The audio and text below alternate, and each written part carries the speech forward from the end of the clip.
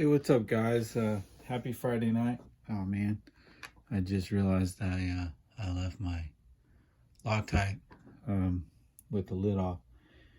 You know what's crazy about this stuff is how the stuff just oozes up out of the thing, no matter which direction you have this guy pointed. Like it just wants to squirt out of the top.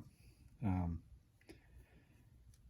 but not if you let it sit and get dried out. Anyways, this will be a quick one. Just a little update. It's this mess. This is why I don't try to film working on cars at all anymore, because this is what it looks like. I mean, this is my brain here. Junk everywhere. Total. There's no method to my madness here. I'm surprised anytime anything gets finished. Anyhow, one bummer is that so far the build has been really smooth, but I'm missing one 6.8 millimeter ball. There was just one out of all the ones that I needed missing. This is the rear suspension, so yeah, I can't finish this knuckle here. I don't know. It's kind of I'm having to look around the front of the phone to see what's going on, but if you haven't seen the car up close, the rear suspension is pretty exotic, man. It looks like it would have a ton of travel, and I suppose it really is not much more than, like an Optima, despite the fact that you go really close in. The arms positioned relative to one another, it's really close, so you would think you'd have like a ton of travel. Well, I wouldn't say that, not necessarily a ton of travel, but at least that your wheel, wouldn't rotate much, right? Kind of the longer that arm is, the less this, I don't even know what you call that, but anyhow, the rear suspension is kind of cool. You don't see that this setup on any other car that I'm aware of. There may be some rally car version of this or an on-road car, but yeah, this is definitely, if you're thinking like, hey, I'll pass on this because it's probably just an Ultima or an Optima, it's really not. This is a pretty unique buggy. So you can see you just have one little spindle in there with two bearings, and you're just freewheeling in the back. Again, everything's gone together really smooth, aside from the fact that I'm missing that ball. That's a 6.8 millimeter ball. I cheated and went on eBay and I got some ordered. They should be here Monday. Looked through all my parts and just don't have anything that big. This guy's in place. We got a steering servo there. I think I'm going to try to mount the speed control way back here.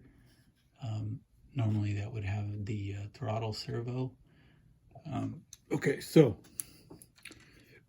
yeah, it didn't show from that side.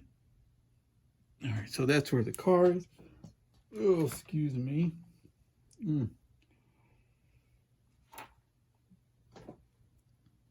These are the exact same knuckles you'd find on any of the Optimas.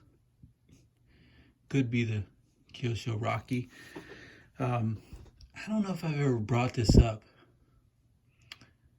on any of my other videos, but see there's a little L there, I think. And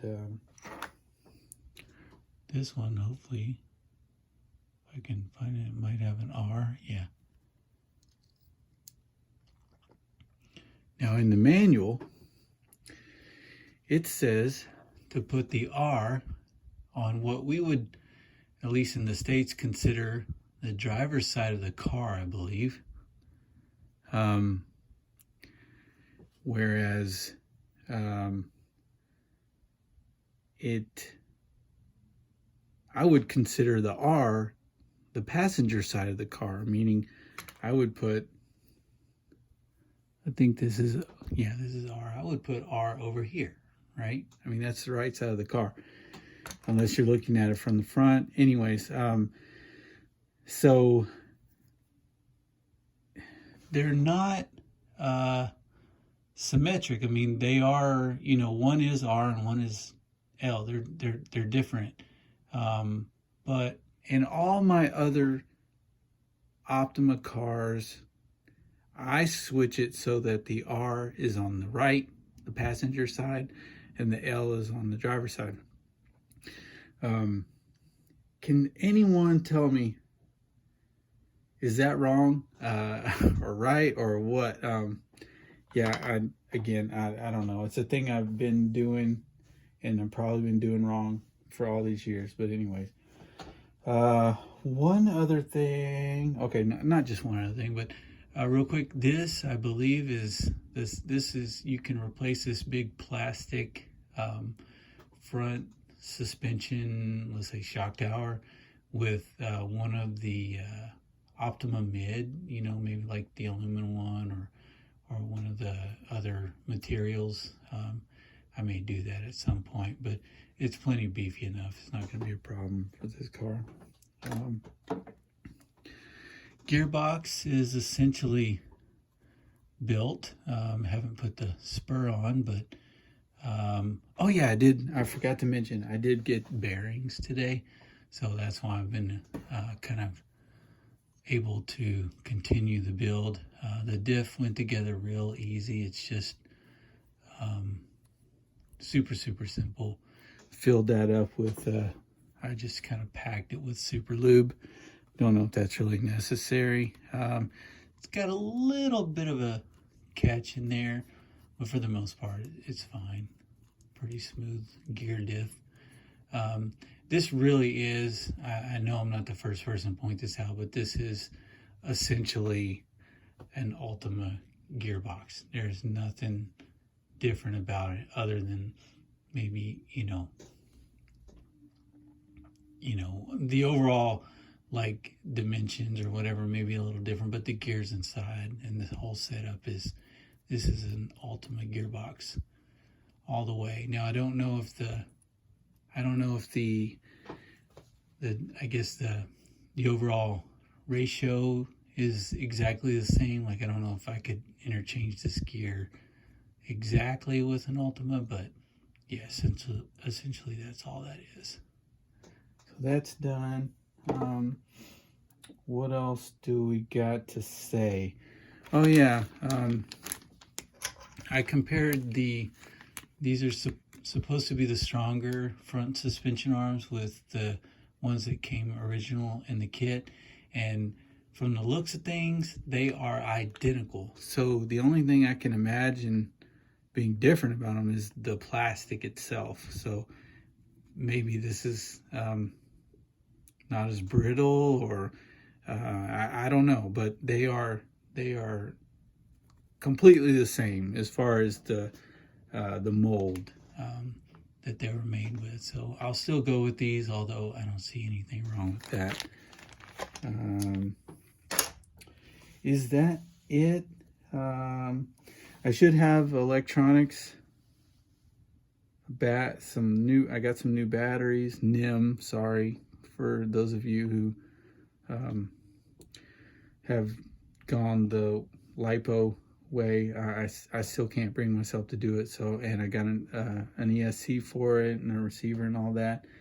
Man, there was one more thing I wanted to tell you guys about, and I can't remember what it is, but I'm sure I'll remember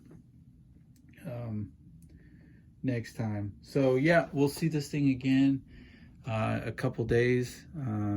Those balls should be here on Monday, so I should hopefully be able to get the car finished by then. Yeah, I think that's it for tonight. So yeah, I'll talk to you guys soon. Have a great weekend. Catch you later.